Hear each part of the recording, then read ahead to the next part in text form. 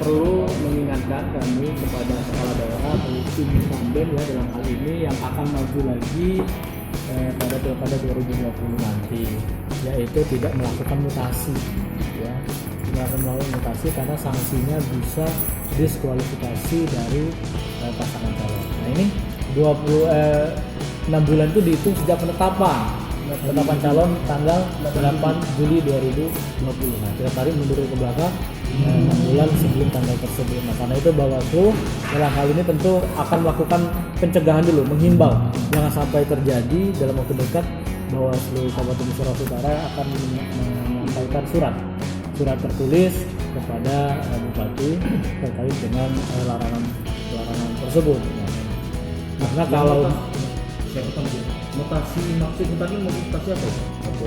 jabatan Pak.